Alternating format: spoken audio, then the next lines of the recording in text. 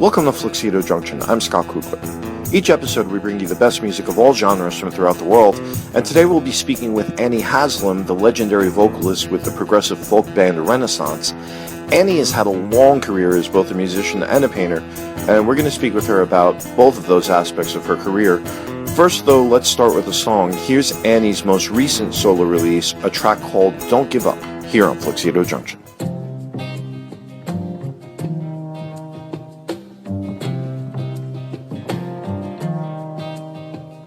In this proud land we grew up strong. We were wanted all along. I was taught to fight, taught to win. I never thought I could fail. No fight left us, so it seems. I am a man whose dreams have all deserted. I've changed my face, I've changed my name, but no one wants you when you lose. Don't give up, 'cause you have friends.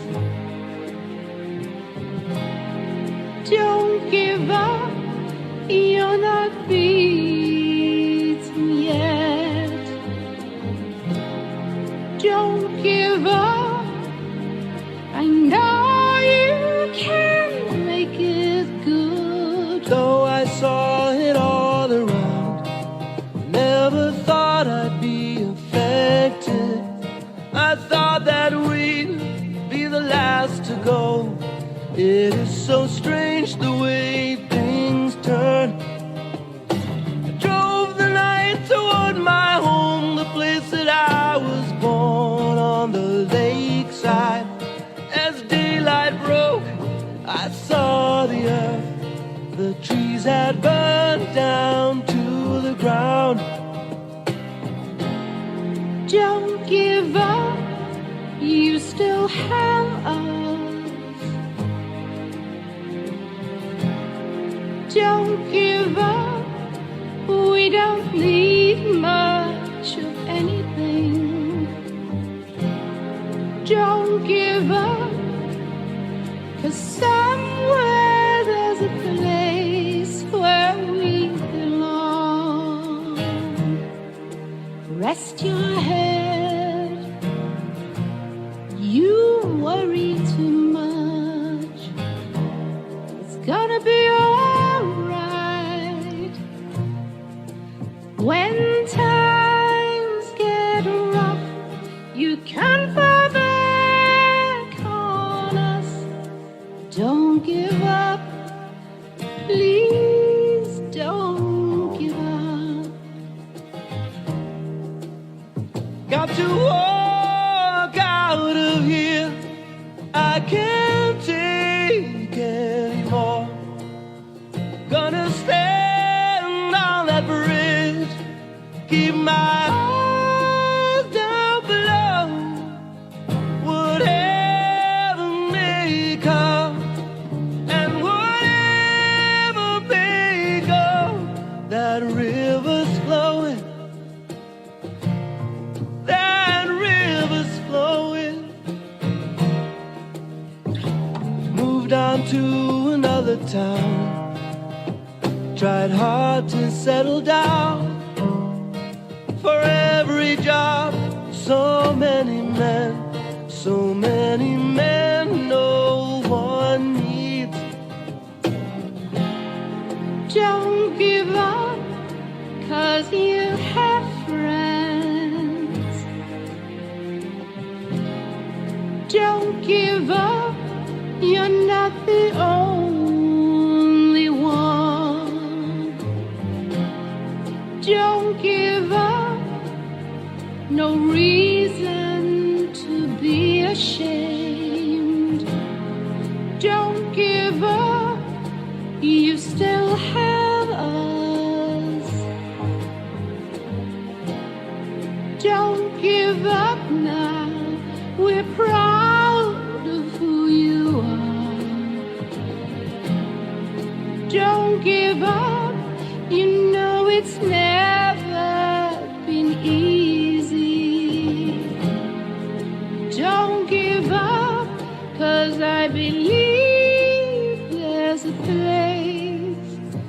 place where we belong.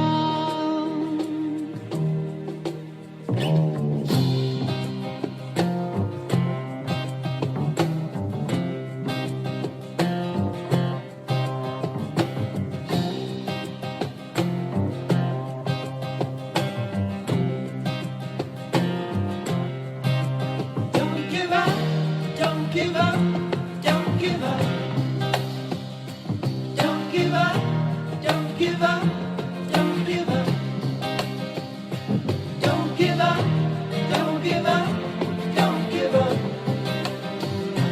Don't give up, don't give up, don't give up. Don't give up, don't give up, don't give up. Don't give up, don't give up, don't give up. So I'm just going to jump right into it. I've been fortunate enough to speak with a few artists of your stature in the past, and I'm always really interested in trying to find out how easy or difficult it is to navigate the current music industry the way it is now.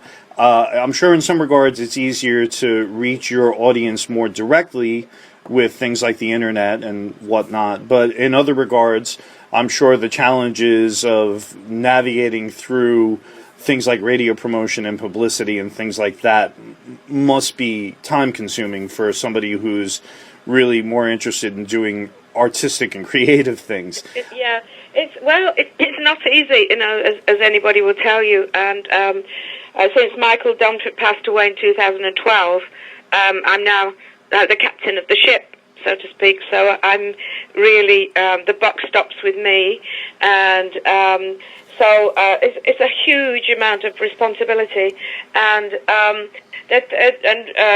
luckily I had this man in the band called Rafe Tessar, who's the MD. I've been working with him. We were just working it out nearly 30 years.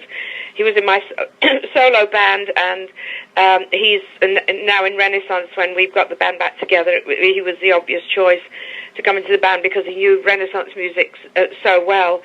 And he's like a rock for me. He knows a lot about the business. He's a brilliant songwriter. He's a producer. He's the one who chose all these amazing classical musicians that we just used on these past four shows.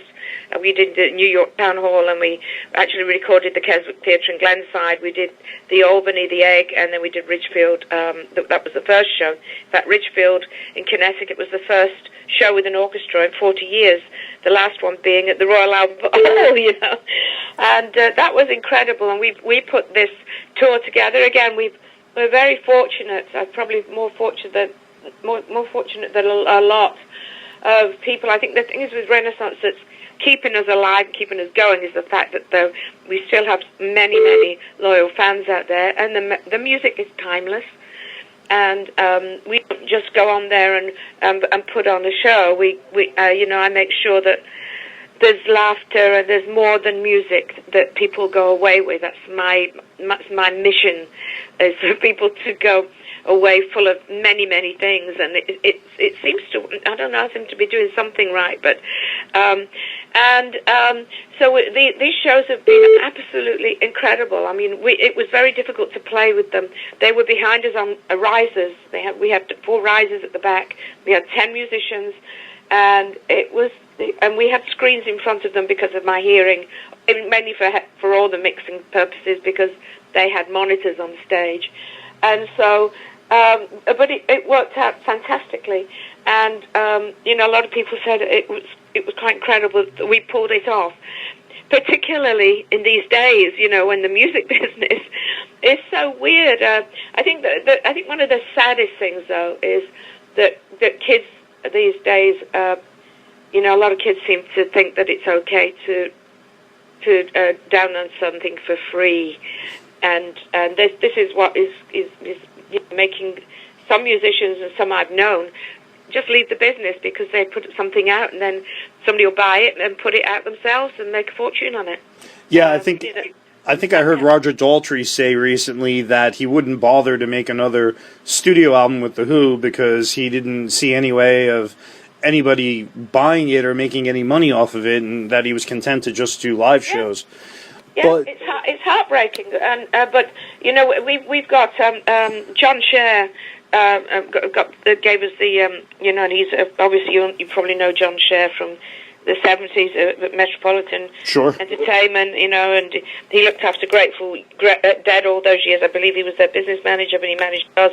And he gave me the town hall in New York and took a chance on that because it was a bigger one than we would normally do, and we did really, really well there. And we have a great agent. See, this is the thing: you need to have people. It's still a kind of it's a little bit difficult because we want to go further afield, and then it becomes a bit more expensive, and because we haven't been there for so many years, the promoters will only take a chance with so much money, which doesn't cover everything. But we've got this amazing agency called Entourage Talent, Wayne Forte, and he loves the music. He knows how to sell the band and where to sell the band, and that's so important that if you do want, say starting out and you want to be in a band, or even if you want to be a singer, whatever, the first number one thing is you need to find your own voice and a unique style of music, because there's so much out there, and it's no use emulating, say, Adele or somebody like they do on The Voice. Some of the people are phenomenal. I enjoy watching that sometimes if I've got a minute, to do it, but a lot of people just seem to copy everybody else. And it's a similar thing. They're copying, But it's a shame. That's my advice there. But the music business, you can't get a major record deal. The major labels that are left, obviously, stick by the people that they know are going to sell the millions, Beyonce and all the big artists. Not like the 70s when you get a record company like we had Sire Records, Seymour Stein and Rich Gotterer, and that was an incredible label, and they kind of helped mold the band. They helped the band grow, and that didn't happen. The record companies changed and the music business changed. They don't have the time or the money to do that now. To kind of. I don't think, not that I know of anyway. And so to get a major deal for us, particularly for me, because I celebrated my 70th birthday this year, which I'm very proud of, and I never even thought about what I'd be doing at this age, but I'm singing, my voice is as strong as ever, and I love it. And so there is no limit, really, to music. It's just a matter of if you can deal with the bad side of it, which is people stealing stuff, it goes on in everything on the planet right now. People think it's okay to steal things. It's not. It's bad for your karma. That's the worst thing, But and what we did in 2009, when John they booked this tour for us and brought us back, and that was our 40th anniversary tour. And it was very successful. And then we carried on, and we obviously couldn't get a record deal to save our lives, because we're what they call a heritage band now, which is fine. That we're still unique. And what we did, we did a Kickstarter campaign, and that's how a lot of bands and all kinds of people, creative people, can get their products and bands off the ground. Is to reach out. You have to have a fan base, though. I've noticed that some people put things up and nobody promotes anything. I think they think that everybody goes to Kickstarter and knows who you are, So that's another advice is you've got to have a base. You have to have people to reach out to make the pledges. But we did that, and we did an amazing album called Andy Nail Vento. And that year was not good because I broke my vertebra, and then Michael Dunford passed away. And that was difficult, but I never, after he passed away and people said, you're going to carry on, there was no doubt in my mind that I would ever not stop this band from performing and writing. And I knew that the album that Michael and I spent so much time writing together was the only one that we've ever done everything together with the help of the other guys at the arrangements and everything. So I carried on, and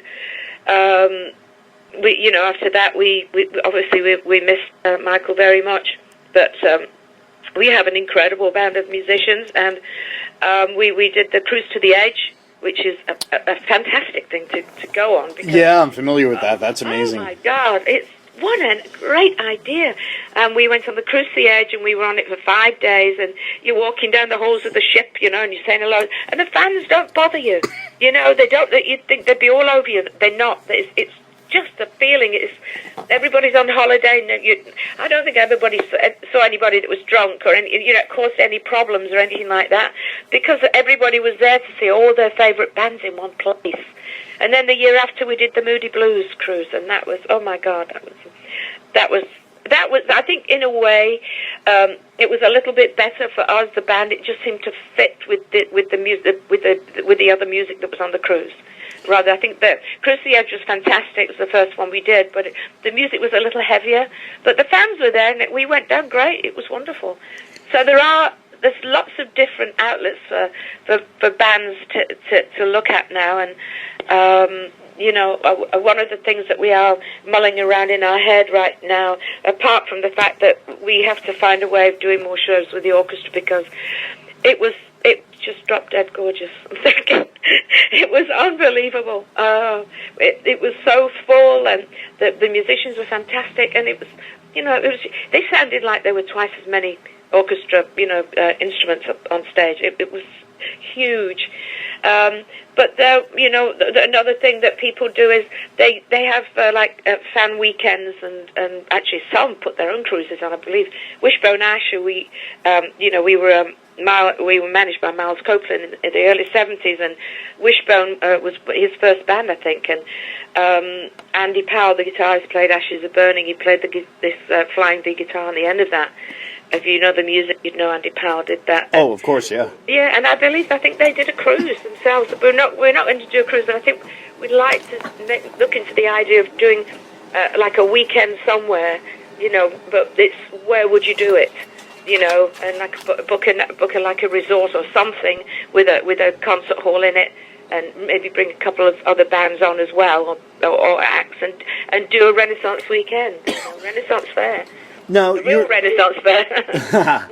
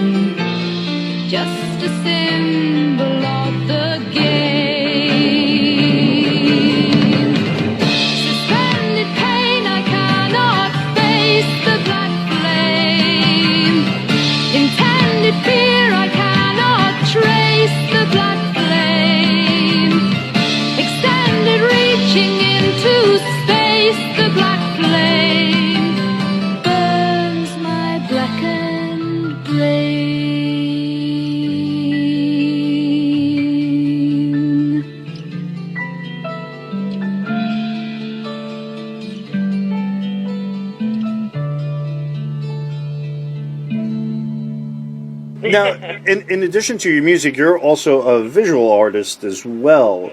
Yeah. How do you divide your creative energies? Do you spend an equal amount of time on both? You know what? It's interesting you say that. When we did the Keswick show, what I decided I wanted to do, because we hired this company called APA Pictures and Music, a really great film company, to film the show. And what I decided to do was I painted a painting for each song, which I've done before, but not to this extent.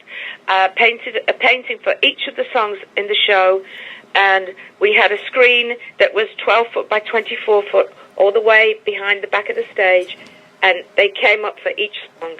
Each song came up a new painting, and I did those 2 or 3 weeks beforehand, and it's very difficult to explain, because when I paint, unless I'm doing something intentionally, like, okay, so I'm going to do prologue, and what I do is I think about it, and that's it. I don't have a problem thinking, oh God, how am I going to do this? What's it going to be? And I just start painting, and all this, it just pours out of me. And it's the same with anything that I put. And as far as time goes, what I do at the shows when I go on tour is I do these little 4x6 paintings, and I sell them, and people are collecting those now, and they love them. And every single one is like a different world or a different planet or somewhere. Definitely out there. I think I'm out there. There's something about me that I feel like I've come from somewhere else, you know. It's like Betty Thatcher, who wrote the words for all the amazing, you know, Mother Russia and everything. She said that she felt like when she sat down and Mickey would send her a tape with the music on, she'd sit down, and she said she didn't really have to think. And it's exactly like me. And she just sits there, and she gets this feeling like something's going on, but she can't explain it. It's like, what is it, synesthesia? Yes. Where people can smell colour, different, you know, that kind of. Somebody said that I've got a form of that, where I can tune in to things. I can tune into a lot of things. But Betty said the same thing. She said, I feel like I'm being plugged into something, and then it just pours through like water, no effort. And that's exactly what happens to me when I paint. If somebody wants a pet portrait, I say, send me a picture of the pet. Tell me about the pet, and where does the pet like to be, and that's all I need. I look at the cat's face a couple of times, and that's all I need. I've got them on my website, anniehaslam.com. I've got some samples of my pet portraits up there, and I've started painting songs as commissions. I paint songs. I painted Mark Wood, who was in the Trans-Siberian Orchestra, the violinist. I'm actually friends with Mark Wood. He lives in my neighborhood.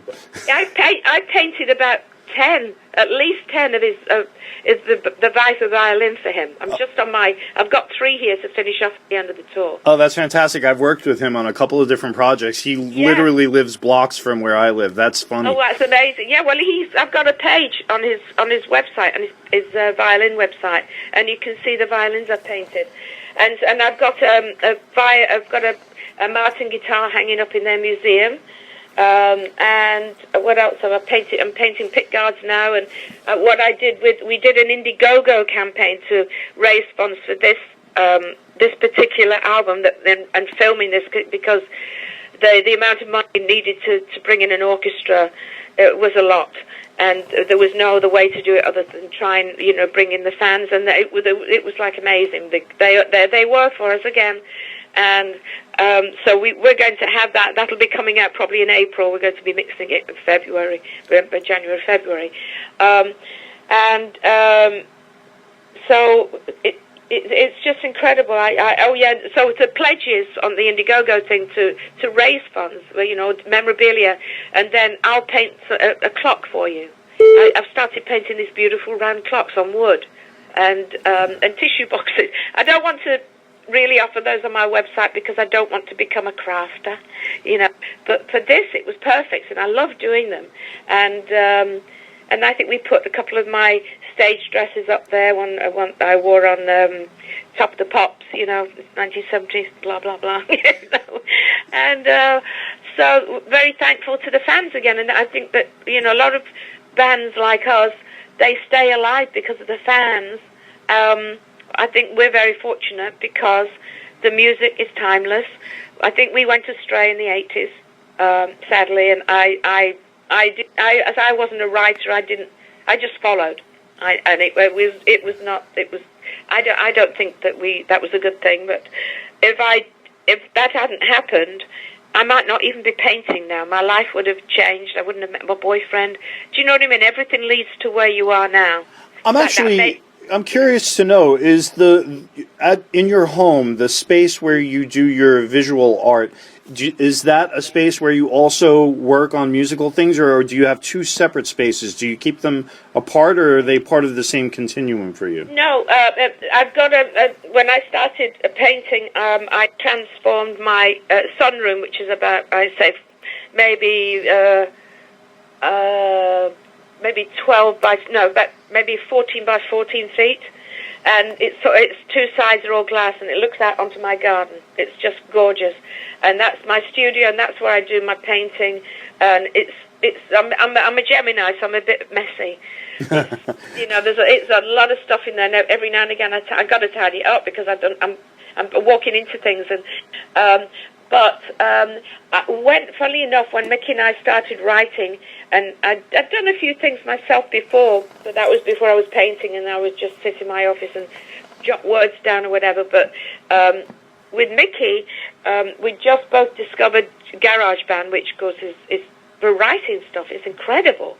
So he wrote this piece of music, and he sent it to me. And what I did is I put it on my computer. I got a Mac in my office, which is a different room, the other side of the house, so it's got a different vibe, really.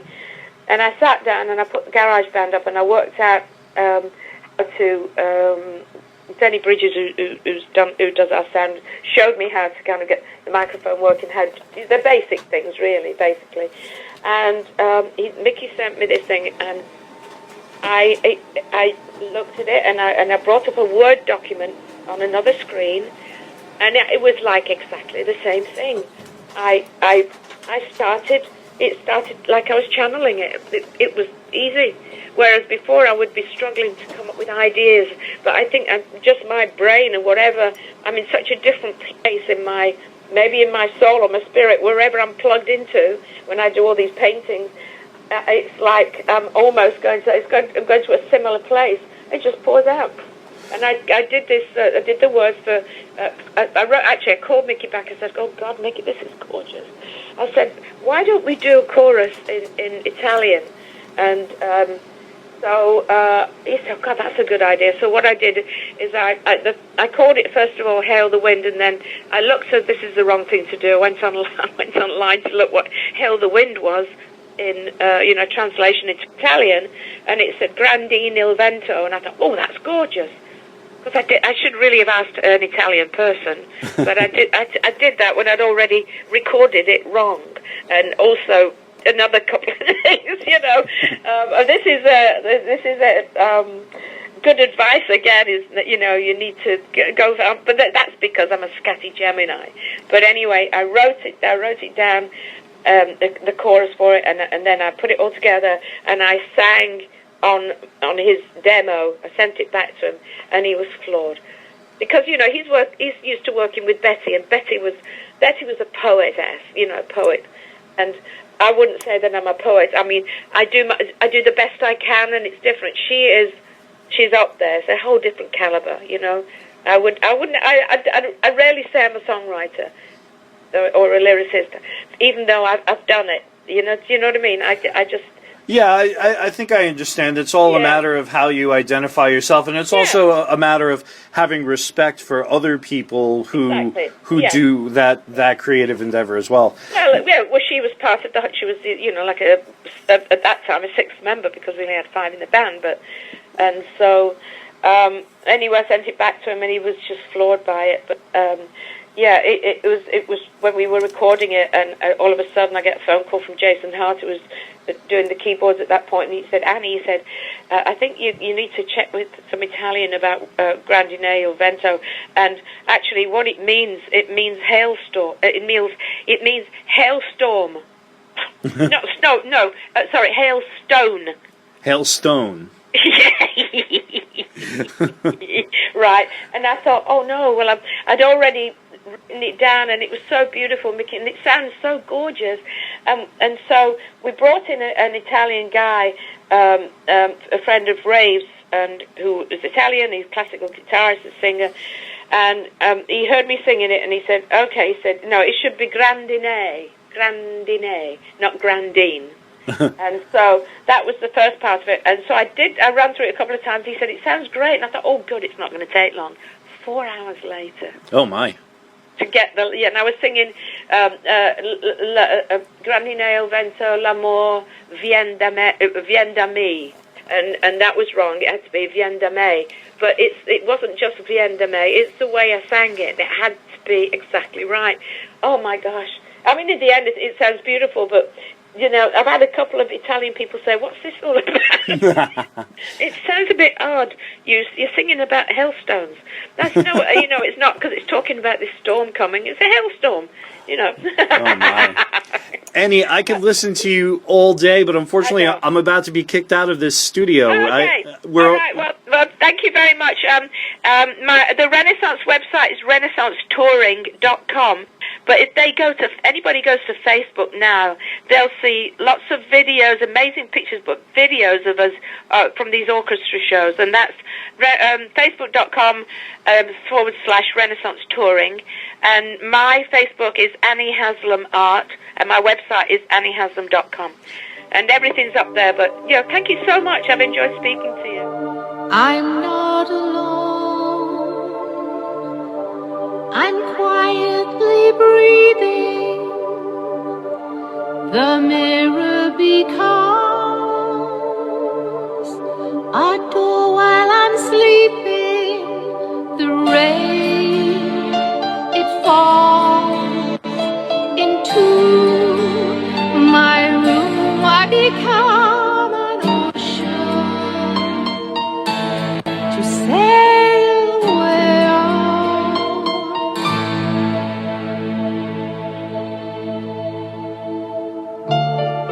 Lost into worlds,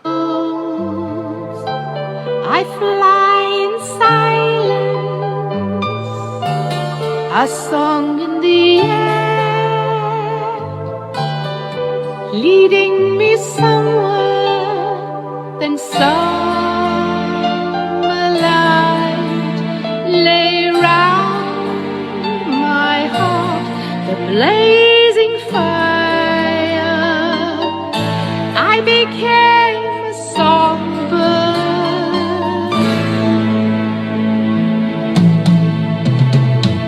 Grande lento, l'amor vien da me.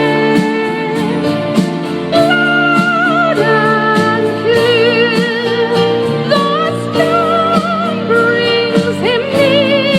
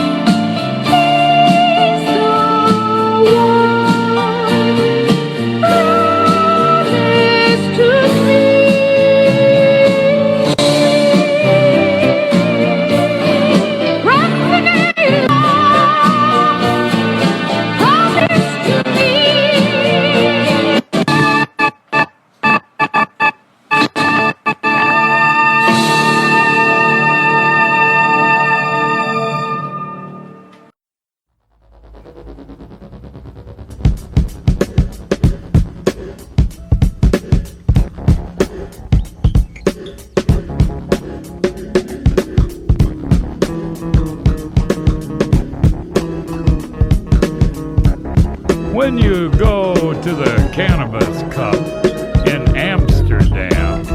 They got people coming there from all over the world to test the finest marijuana grown by the seed companies of Holland for us to smoke and get high and enjoy the wonderful atmosphere of a society where people just don't care if you want to get high. Hey, that's just fine. Come on over here to the coffee shop and order up whatever kind of weed or hash you might want to smoke, 'cause it's all good. Yeah, it's all good. Here in Amsterdam, baby. It's all good. And by the end of the week, they're gonna pick the finest marijuana that's been submitted for the testing of the exalted panel of judges here at the Cannabis Cup. And guess what? Well, we're smoking all those different kinds of weed and trying to figure out which one is gonna win the cup. Every different brand we try is gonna be the bomb, 'cause it's all good. And ain't none of this stuff gonna be bad. It's all good at the Cannabis Cup. Yeah, it's all good. It's all good. It's all good. It's all good. But when we get back to the United States, it ain't gonna be nothing like this. In the United States, it ain't nothing nice, 'cause they got a war on people like us. They call it the war on drugs, but they don't give a fuck about drugs, 'cause if you got a prescription, you can get just as loaded as any person has ever been on the planet Earth. They just don't want us getting high on marijuana or cocaine or whatever we might want to use to affect a certain change in our consciousness. Now, I like to get high. I'm not going to make any bones about it. I like to get high. And you know, whatever I like to get high on, I believe I have a right to do this. And you too. And everybody in our society. Because people want drugs. They want to get high. People have been getting high ever since there's been people. They've been fucking, they've been getting high, and they've been buying some pussy, you know. These things have been going on, and they'll continue to go on. So to keep us from getting high like we are today here in Amsterdam at the Cannabis Cup, they got police. They got so many police, you couldn't even believe it. They got electronical equipment. They got helicopters. They got paraquats killing the shit off in the fields. They got people going out all over South America and Asia and all over the world trying to keep this shit from getting to the United States. And when it finally does get here, you got to pay so much money for it that it's about to drive you crazy. And that's another thing. They ain't got nothing for people like us in terms of money. If you're an artist or a poet or an authentical musician, they ain't got a motherfucking thing for you except the war on drugs and a whole bunch of police, undercover agents, narco-terrorists. They got motherfuckers coming in through your front window with guns in their hands. Ain't none of that good. That ain't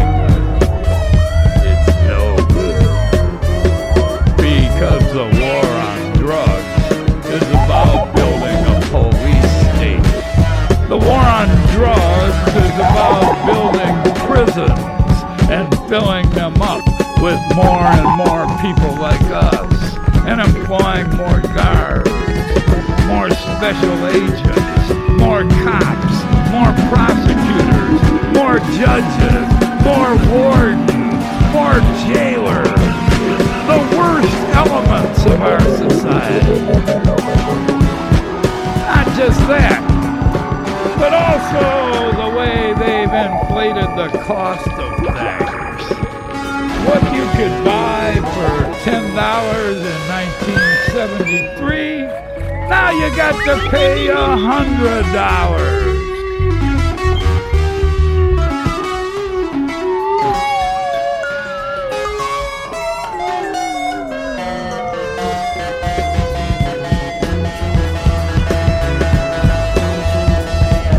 You got to hustle 10 times as hard today than you did 25 years ago.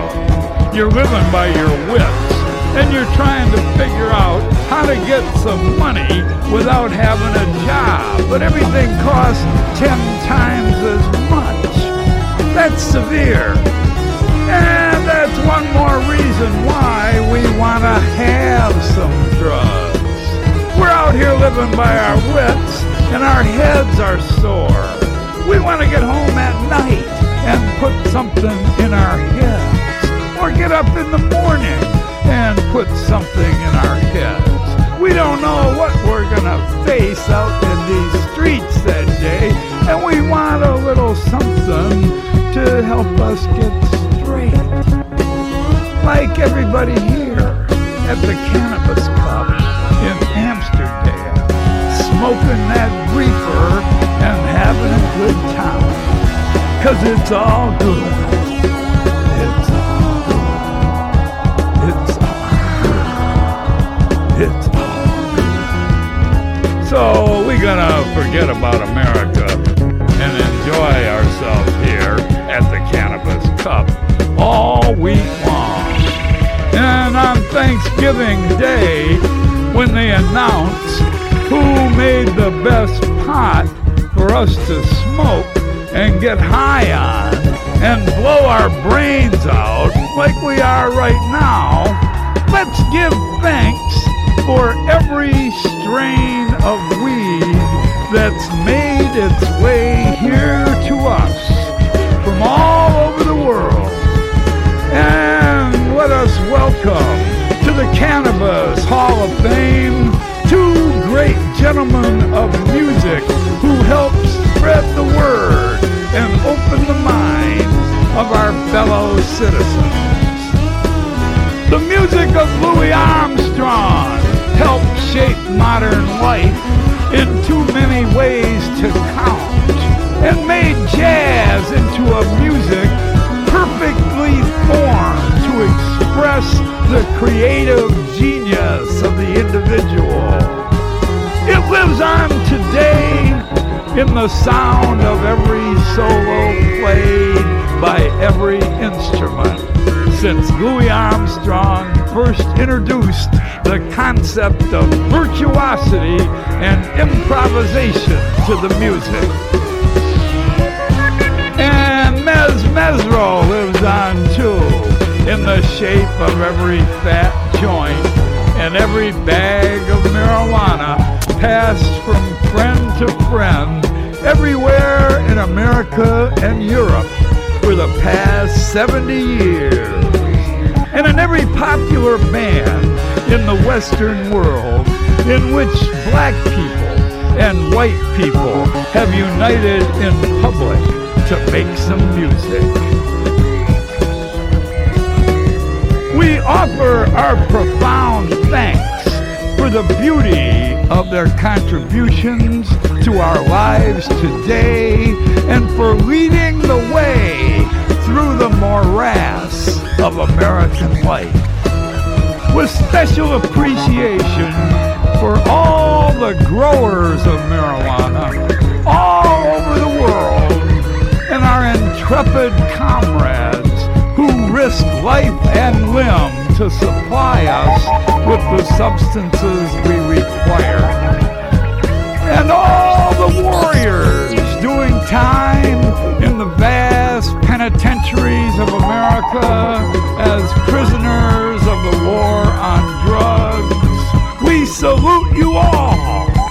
thank you once more for all the good you have done. 'Cause it's all good.